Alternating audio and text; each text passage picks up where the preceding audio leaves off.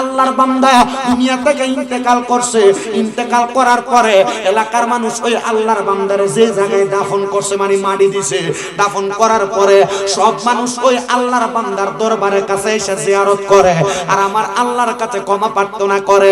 এলাকার সব মানুষের বিশ্বাস এই আল্লাহর ওলির কাছে আইসা দোয়া করলে আমার আল্লাহ দোয়া কবুল করে। করেনি? কথা কয় না করেনি? আল্লাহর ওলির কাছে যাইয়া ওনাদের উসিলা দিয়া দোয়া করলে আমার আল্লাহ দোয়া কবুল করে। বাবি রে এবার ওই আল্লাহর ওলিটা যখন ইন্তেকাল করছে, ওনার ইন্তেকালের পরে আপনার এলাকাতে হাফেজ সাহেব আছে না? এনে না কেডা হাফেজ সাহেব আছে বলাটা কইরে? হাফেজ সাহেব আসেনি এই মাহফিলের স্টেজ ও দাঁড়াই আছে। মারহাবা, আল্লাহ কবুল করুক, কোন আমিন। আমার ভাইয়েরা বাবারা বন্ধুরা, ওই এলাকার একজন হাফেজ সাহেব চিন্তা করলো আমরা এলাকার ওই আল্লাহর ওলি, ওনার কাছে কত মানুষ যায়, আমিও একবার যাওয়ার দরকার। এরে হাফেজ সাহেব তুমি কেন যাইবা? আল্লাহর ওলির দরবারে যাইও না, ওনাদের কাছে গেলে শিরক হয়, বেদাত হয়। এমন ফতুয়া বাংলা সমাজে এমন অনেক মৌলভী সাহেবও দেয়, কথা কোন না ঠিক কিনা? আবার দিছে তো দিছে আল্লাহর ওলির দরবারে যাওয়াটার বেদাত ফতুয়া দিছে। কয়দিন আগে শেরপুরের মুর্শিদপুর দরবারের ভিতরে যাইয়া আল্লাহর ওলির দরবারটার ভাঙচুর করে দরবারে গরু চুরি করছে, কথা কোন ঠিক কিনা? বাদান আমার এদেরকে গালাগালি করা, এদের সাথে কোনো উগ্র কথা বলা আমার স্বভাব না। আমি কাউরে গালাগালিও করি না, উগ্র কথা বলি না। আমার স্বভাব হইল কেউ ভুল করলে পারলে ভুলটা ধরাইয়া দে। আর আমার 1 ঘন্টা 1.5 ঘন্টা ওয়াজের মধ্যে কোনো ভুল হইলে আপনি আমারে ধরাইয়া দিবেন। বলো হুজুর কারণ কি? কারণ যে আমারে ভুলটা ধরাইয়া দেয় আমি তারা আমার শত্রু মনে করি না। মাঝে মাঝে দেখবেন আমার ভুল ধরে অমুক হুজুর তমুক হুজুর, আরে বেটা 1.5-2 ঘন্টা ওয়াজ করি, ভুল কেন হবে না? আমি কই এখন না, আমি যদি মরণের আগ পর্যন্ত ওয়াজ করি আমার 10টা কথার ভিতরে 8টা কথা ভুল হইব, তুমি আমার 8টা ভুল কথা মানবা না, 2টা সঠিক কথা মানবা। এই সঠিক কথা মাইনা তুমি যদি আমল করো তাহলে এটার কারণে আল্লাহ আমারে মাফ করব। আমি মানুষ, আমার ভুল হবে, তবে মনে রাখো আমি যেমন ভুল করি তুমিও এমন ভুল করো।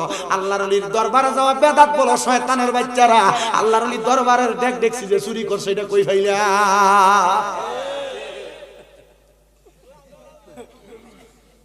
কথা কন না।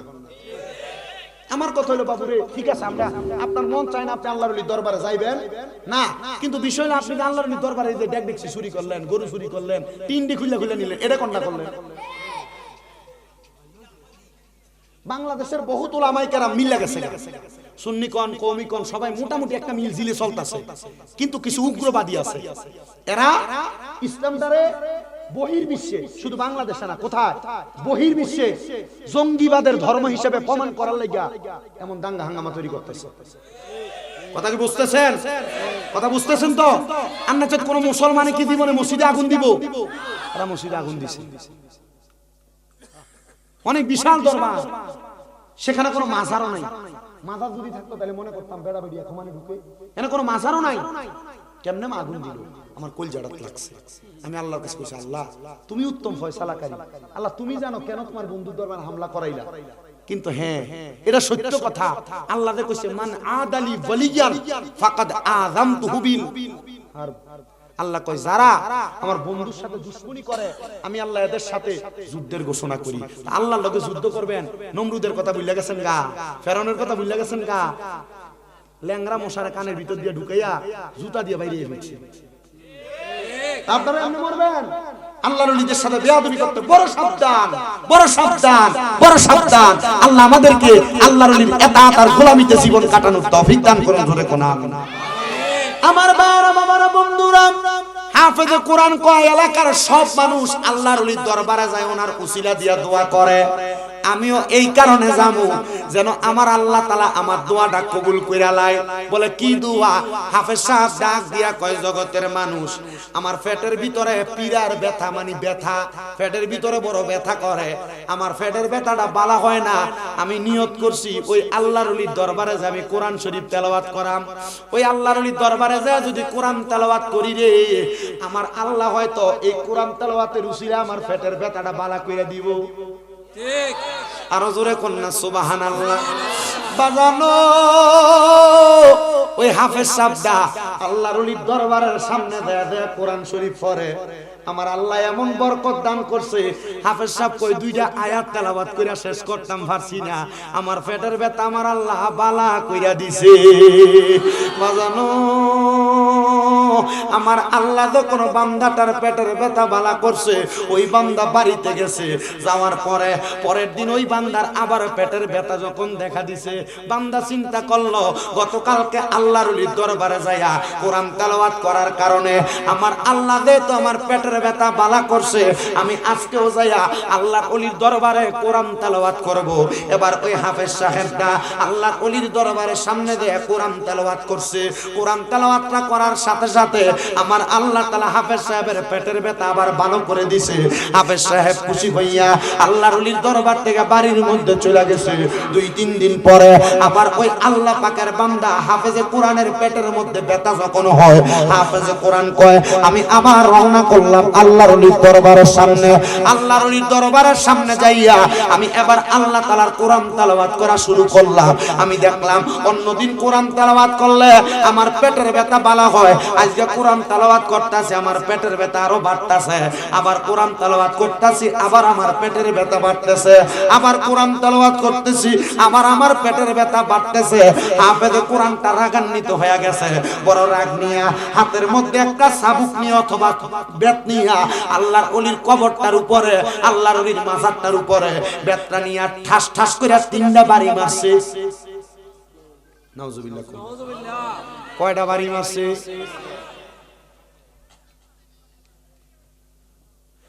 আল্লাহর ওলির ওই কবরটার উপরে 3টা বাড়ি মাইরা হাফেজ সাহেব আল্লাহর ওলির দরবার থেকে বেতটা হাতে লইয়া বাহির হইয়া রাগান্বিত অবস্থায় দৌড়িয়া বাহির হইয়া যাইতেছে।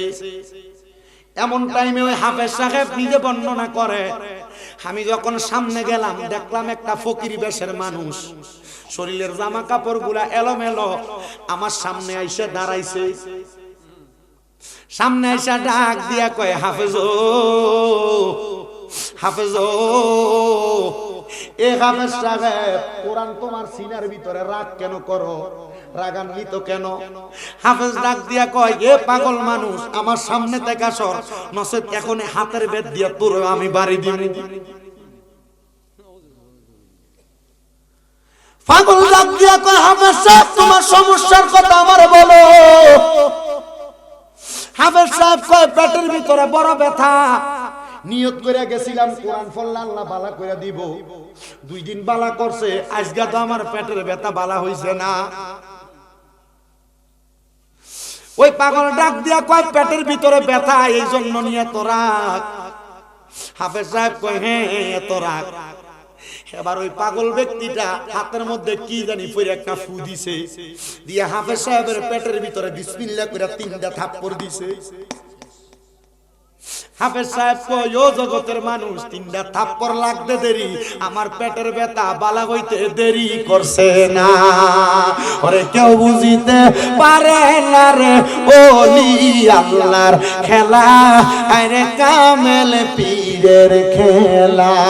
ওরে জোর করিয়া বুঝতে গেলে তার ঘটে মরণ জ্বালা, কেউ বুঝিতে পারে ওলি আল্লাহর আরে পীর মুর্শিদের। ওরে 36 বছরে কারোর কেনাগি ফুটে না, আবার 6 মাসেরও কালার দয়াল পাইতে শুনো আমার দয়াল, পাইতে শুনো আনা দয়াল জোর করিয়া দিবে তোরে, জোর করিয়া, জোর করিয়া দিবে তোরে বাবার যত প্রেম জানা, কেউ বুঝিতে পারে না রে ওলি আল্লাহর খেলা, আর পীর মুর্শিদের। জোরে কোন মারহাবা। বাজান আমার হাফেজ সাহেব কয় আমার পেটের ব্যথাটা যখন বালা কইরা দিছে, আমি আবার সাথে সাথে ওই পাগল ব্যক্তিটার ফাঁড়ির ভিতরে ছড়াইয়া ধরছি। ডাক দিয়ে কইলাম হুজুর, ও হুজুর গো, আপনার কদমের মধ্যে হাতটা রাখি, আপনার পরিচয় তো জানি না, আমি তো এতক্ষণ মরা ওলির সামনে যাইয়া কইছি পেটের ব্যথা বালা কইরা দিছে। এবার পাগল ডাক দিয়া কয় বালা আমি করছি না, বালা করিন না, বালা করছে। কথা কোন সব রোগ মাফ করতে পারে একজন আল্লাহ। আসতে কইছে আর মোহাব্বত এখন কি বন্ধুরে ওই পাগল ডাক দিয়া কয়, এরে পাগলা শোনো, আমার যে এতক্ষণ আগে এই ব্যাট দিয়া বাড়ি দিতে চাইছো, এটা কি তুমি ঠিক করছো? কয় না না না হুজুর, আমি এটা ঠিক করি নাই। বলে কেন এই কাম করছো? তুমি মনে করছো ওই আল্লাহর ওলির কবরের উপরে যে 3টা ব্যাট দিয়া বাড়ি দিছো, এই ব্যাটের বাড়ি দিয়া তুমি যাইতে গেছো, আমারে বাড়ি দিও, তুমি যাইতে যাইবা গা। কয় না গো হুজুর, আমি যে ওই জায়গায় বাড়ি দিছি আপনি জানলেন কেমনে? ওই পাগলাটা ডাক দিয়া কয়, বাবা পাউটা ছাড়ো। পাউটা ছাড়ার পরে পাগলাটা পিছনের দিকে ফিরা পিঠের কাপড়টা তোলা দিয়া কয়, বাবা দেখো তো আমার পিঠে কয়টা দাগ দেখা যায়, দেখো তো আমার পিঠের মধ্যে কয়টা দাগ দেখা যায়। হাফেজে কোরআন কয়, হুজুর আপনার পিঠের মধ্যে তো দাগ দেখা যায় 3টা।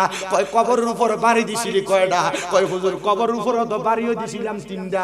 কয় যেই কবরে বাড়ি দিছ আমি হইলাম ওই কবরের আল্লাহর ওলি। বলে আল্লাহর ওলি না, আপনারা মইরা গেছেন, কবরে আছেন। কয় কোরআনের আয়াতের কথা ভুইলা গেছস গা, আমার আল্লাহ কইছে ওয়ালা তাকুলু লিমান ইয়াকুতালু ফি সাবিলিল্লাহি আমওয়াত বাল আহইয়াউ ওয়ালাকিন লা তাশউরুন। জবানটা কইরা জোরে জোরে কোন সুবহানাল্লাহ।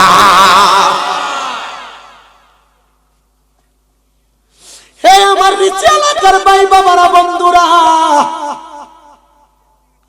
আল্লাহ বলছে যারা আল্লাহর রাস্তায় মারা গেছে, আল্লাহর রাস্তায় ইন্তেকাল করছে, তোমরা তারারে মরা কইও না। আল্লাহ কয় বাল আহিয়াউন, তারা হইল জিন্দা। জোরে কর সুবহানাল্লাহ। যারা তারারে মরা কয় এরা নির্বুধ, এরা বোকা, এরা বুঝে না। আল্লাহ কয় ওয়ালা কিল্লা তাসুরুন, এরা নির্বুধ, বুঝে না, বুঝে না, বুঝে না। তোমরা তারারে মরা কইও না, মরা কইও না, এরা জিন্দা। তারে আল্লাহর ওলিরা জিন্দা না মরা?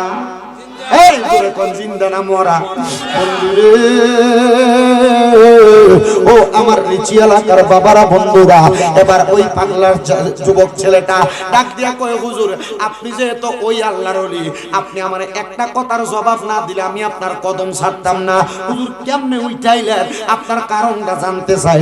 হুজুর কয় আল্লাহর ওলিরা শুধু জিন্দা থাকে না রে, জিন্দা থাকে না। আল্লাহর ওলিরা মাঝে মাঝে সারা দুনিয়াতে বিচরণ কইরা কইরা ঘুইয়া বেড়ায়। আল্লাহ তাআলা আল্লাহর ওলিদেরকে সেই ক্ষমতা দিছে, তারা মরা না, তারা জিন্দা। তোমরা তাদেরকে বুঝতে পারো না, চিনতে পারো না। এবার ডাক দিয়া কই, হুজুর প্রথম দিন কোরআন পড়ছি পেটের ব্যথা ভালো হইছে, দ্বিতীয় দিন কোরআন পড়ছি পেটের ব্যথা ভালো হইছে, তৃতীয় দিন কোরআন পড়লাম আমার পেটের ব্যথা ভালো হইল না কেন? এই জবাব যতক্ষণ না দিবে ততক্ষণ আপনার আমি কদম ছাড়তাম না। জোরে জোরে কোন সুবহানাল্লাহ। আল্লাহুম্মা সাল্লি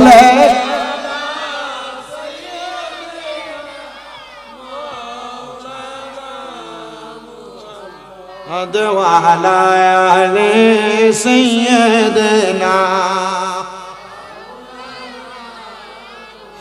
কেউ ধনী হয় ধনে জানে, কেউ বা থাকে পরিজনে, থাকে কেহ রাস্তার পাশে, সবাই কিন্তু এক হয় না।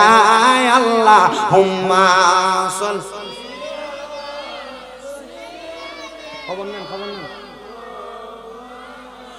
মুহাম্মাদ ওয়া আলা আলি সাইয়্যিদিনা। ছেলেটা একটা ডাক দিয়া কয়, হুজুর তাহলে তৃতীয়বার কেন আমার পেটের ব্যথাটা ভালো হইল না? আমি রাজ্ঞেন আপনার পেটে এই আপনার কবরের উপরে বাড়িটা দিছিলাম। হুজুর ডাক দিয়া কয়, বাবা প্রথম দিন যে তুমি কোরআন তেলাওয়াত করছো, তোমার কোরআন তেলাওয়াতের সুরটা আমার কাছে বড় মজা লাগছে।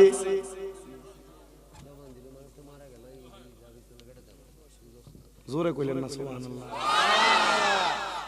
মানে প্রথম যখন এই ফুলা কোরআন তেলাওয়াত করছে, আল্লাহর ওলিটা আমার কাছে কি লাগছে? তার মানে আপনি কবরে থেকেও কি করছেন? কথা কই না, কবরে থেকেও। হুজুর দ্বিতীয় দিন কোরআন পড়লাম, দ্বিতীয় দিনও তো পেটের ব্যথা ভালো হইছে। বলে ওইটাও আমি শুনছি, যখন তুমি কোরআন পড়ো আমার কাছে যখন ভালো লাগে, আমি আমার আল্লাহর কাছে দোয়া করছি, মাবুদ যে আমার কবরটার পাশে দাঁড়ায়া দাঁড়ায়া এত সুন্দর করে কোরআন তেলাওয়াত করে, আল্লাহ তুমি ওই বান্দাটার পেটের ব্যথা ভালো করে দাও। আল্লাহ আমার দোয়া কবুল করছে। এ পাগলা, তুমি যখন দ্বিতীয়বার পেটের ব্যথা ভালো হওয়ার পর 2-3 দিন আমার দরবারে আসো না, কোরআনও পড়ো না। আমি এই জন্য তৃতীয়বার যখন তুমি কোরআন পড়ছো আমার কবরের সামনে দাঁড়ায়া দাঁড়ায়া আমি আমার আল্লাহরে কইছি, আল্লাহ এখন যদি তার পেটের ব্যথা বালা করে দাও তাহলে সে আমার কাছ থেকে চলে যাবে, এত মধুর সুরের কোরআন তেলাওয়াত আমি শুনতে পারবো না। আল্লাহ তুমি তার পেটের ব্যথাটা আর একটু বাড়াইয়া দাও, যেন সে আমার কবরের সামনে দাঁড়ায়া দাঁড়ায়া বেশি করে কোরআন পড়ে।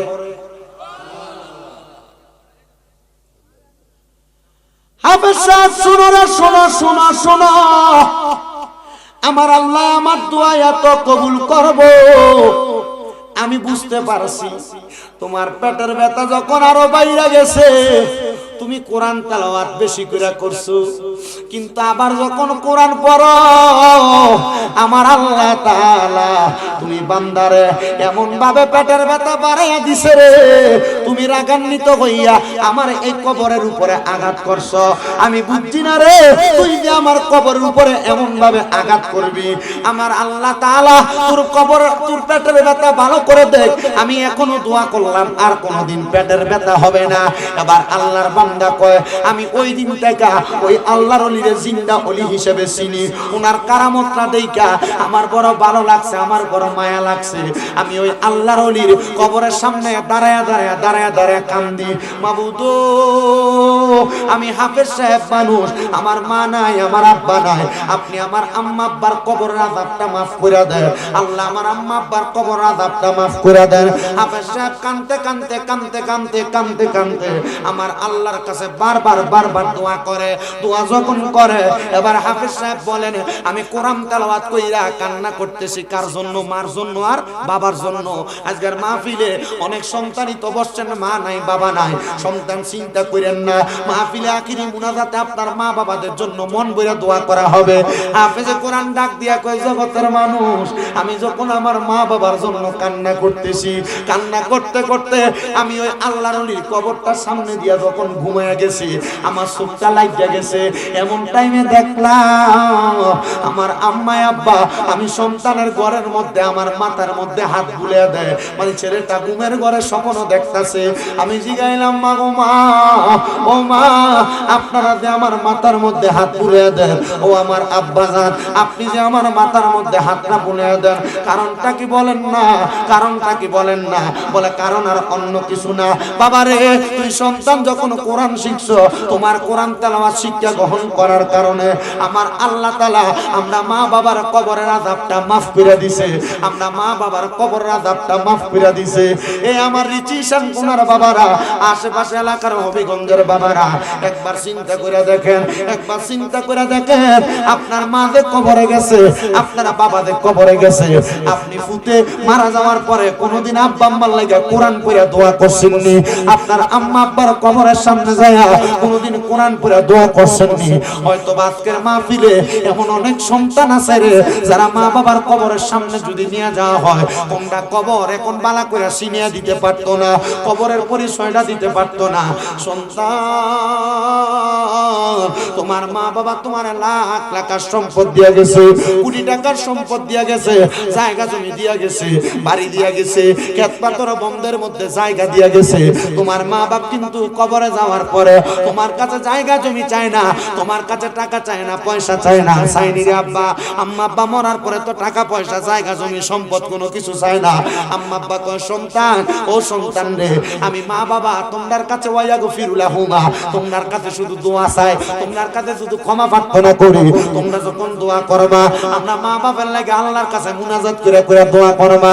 মাদিনে ও আমার রিচি এলাকার বাবারা, বন্ধুরা, আমার আল্লাহ পাক রব্বুল আলামিন জানিয়ে দেয়, জগতের বান্দা ধরেরা আমার নবীর হাদিসের মাধ্যমে শিক্ষা গ্রহণ করো। একটা সমুদ্রের ভিতরে যখন কোনো মানুষ নৌকা ছাড়া ডুবন্ত অবস্থায় থাকে, সাঁতার কাটতে থাকে বাঁচার জন্য, একটা নৌকা যায় ওই সমুদ্রের ডুবন্ত ব্যক্তিটারা বাঁচাইলে ওই ডুবন্ত ব্যক্তিটা যত খুশি হয়ে যায়, আমার আল্লাহ তাআলা, আমার আল্লাহ তাআলা, আল্লাহ তাআলার ওই বান্দার জন্য যদি দুনিয়া থেকে দোয়া করে, ওই বান্দাটা তেমন খুশি হয়ে যায়, তেমন খুশি হয়ে যায়। হায় রে আজকে রিচিশন কোনার মাহফিলে কে জানি বসছে, কার জানি জগতের মধ্যে মা নাই, কার জানি জগতের মধ্যে বাবা নাই। ওই হাফেজে কোরআন হাফেজ সাহেব হওয়ার কারণে আল্লাহ না তার মা বাবার কবর আযাব মাফ করছে। তুমি তো নামাজই পড়ো না, তুমি রোজা রাখো না, আল্লাহ তোমার মা বাবার কবর আযাব মাফ করবে না, তুমি এটাও গ্যারান্টি দিতে পারো না।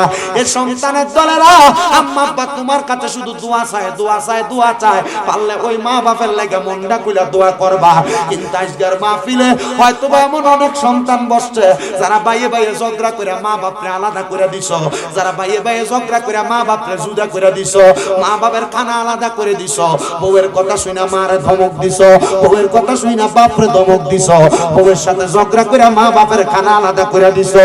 এ সন্তান তোমার আব্বা আম্মা বালা কোনো খানা খাইছে না, তুমি সন্তানরে আম্মা আব্বা বালা খানা খাওয়াইছে, আম্মা আব্বা ঘরের মধ্যে বালা কোনো জামা কাপড় পরছে না, তুমি সন্তানরে আম্মা আব্বা বালা জামা কাপড় পরাইছে।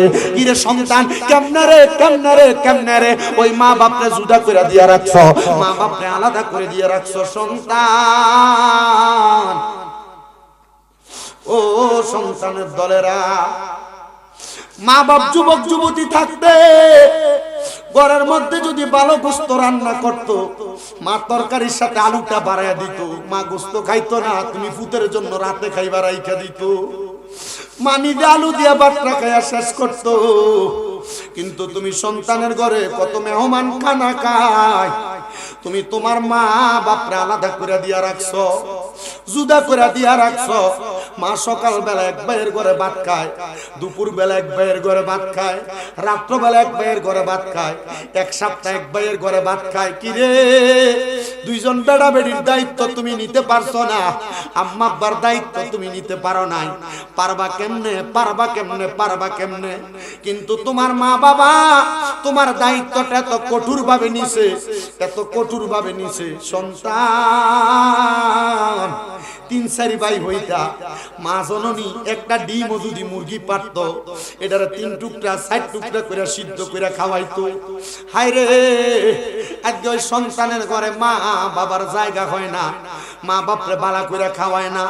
মনে রাখবার সন্তান আম্মা আব্বা বুড়া হওয়ার পরে আম্মা আব্বার জিহ্বার স্বাদ নষ্ট হয়ে যায়। কখন কোনটা খাইবো মা বাবা ফুতের শর্মে কয় না, ফুতরে আমার এই খানা দিও ওই খানা দিও, মা বাপ কয় না, কারণ চিন্তা করে ফুতি কোন আমারে ধমক দেয়। এ সন্তান তোমার মা বাপরে যে তুমি আলাদা করে রাখছো, যদি তুমি ধন্য মায়ের ধন্য সন্তান হও, তোমার কাছে আমি আবদার জানাই, পারলে দাও তোমার পাও আমার সামনে দাও, আমি আমার জিহ্বা দিয়া তোমার পাওটা পরিষ্কার করে দিব।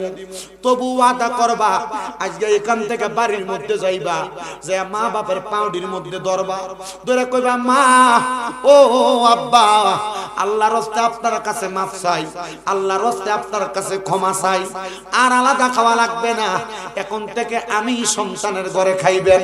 তারা দুই তিন ভাইয়ের মন চাইলে আমার ঘরে তারা প্রতি ওয়াক্ত আপনার তরকারি দিয়া যাইব, তাদের মন চাইলে আপনার খানার ব্যবস্থা করব।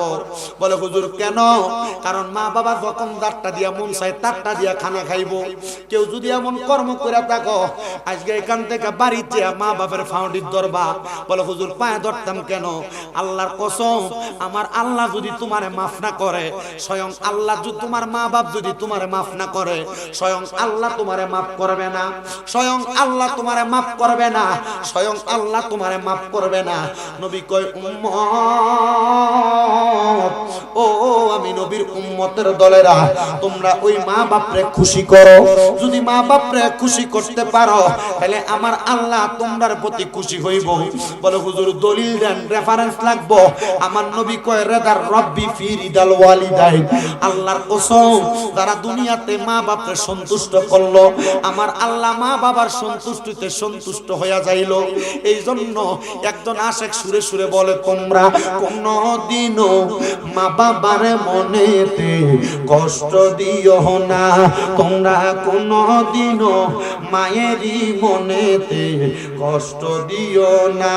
হায়রে মায়ের মনে কষ্ট দিলে খোদা তোর সহে না বলেন মায়ের মনে কষ্ট দিলে খোদা তো সহে না তোমরা কোনদিনও মায়েরই মনেতে কষ্ট দিও না আরে কত পাপী আছে যে মাকে কষ্ট দেয় মায়ের মনে কষ্ট দিয়ে অভিশাপ নেই হায়রে মায়ের মনে কষ্ট দিলে কষ্ট পায় রাব্বানা বলেন বাবার মনে কষ্ট দিলে কষ্ট পায় রাব্বানা তোমরা কোনদিনও মায়েরই মনেতে কষ্ট দিও না এ সন্তান আম্মা আব্বার পায়ে ধরে মাপ চাইবা অনেকে চিন্তা করে হুজুর আমি তো আমার মা বাপের লগে অন্যায় করছি না পাপ করছি না আম্মা আব্বার জুদো করছি না দমকও দিছি না আমি বলবো পুত্রে তবুও মা বাপের পায়ে ধরবি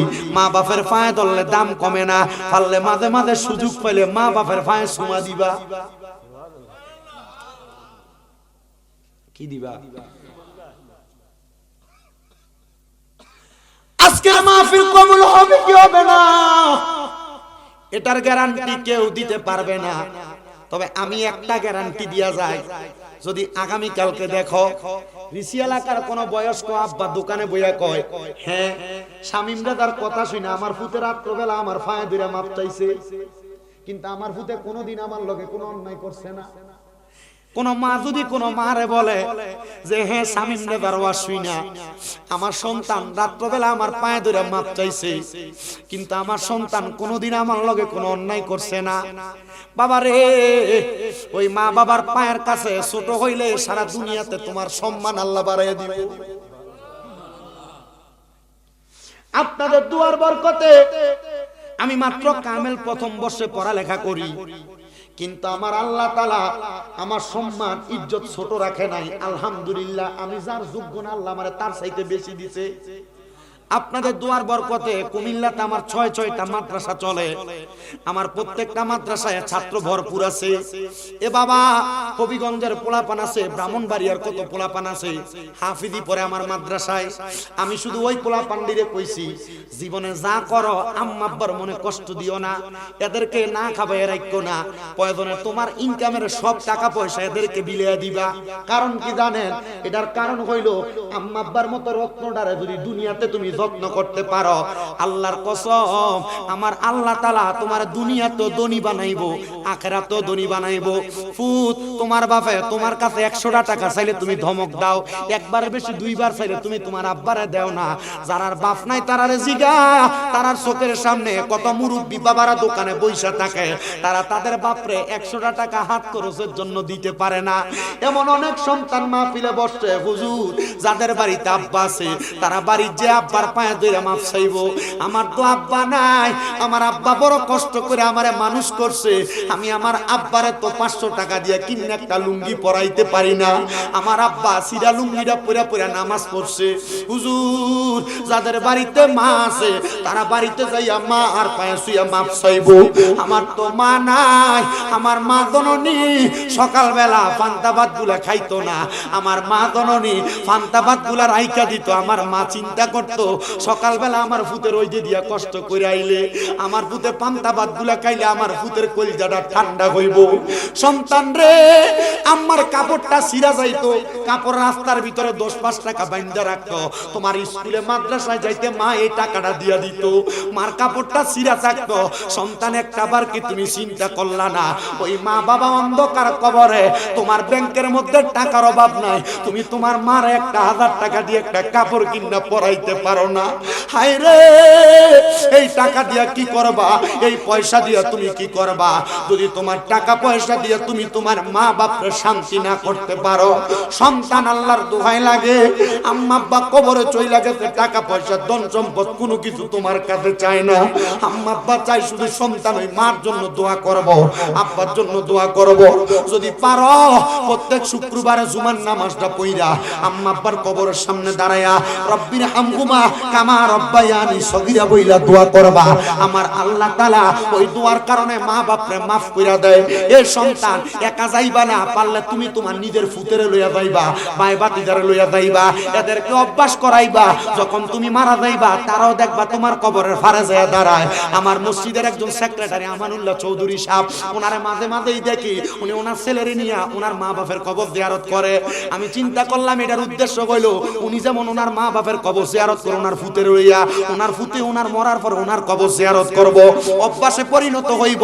মা বাপ কবরে আছে চিন্তা করবা না, মুনাজাতের মধ্যে দোয়া হবে আল্লাহ যেন রাহমাতুল লিল আলামিন নবীর উসিলায়, ওই হাফেজে কোরআনের এলেমের উসিলায় যাদের মা বাবা কবরে, আম্মা আব্বার কবর জান্নাতের বাগান বানায়। হে আমার রিচিশন কুনা নবীর প্রেমিক সুন্নি যুব সংঘের ভাই বাবারা, যুবকেরা, মুরব্বী বাবারা, প্রবাস থেকে যারা যারা দেখতেছেন দেখবেন আমার যুবক ভাইরা, এই নবীর প্রেমিক সুন্নি যুব সংঘের কাজটা যেন হয় নামাজ পড়া, আম্মা আব্বার খেদমত করা, ভালো ভালো কাজে থাকা।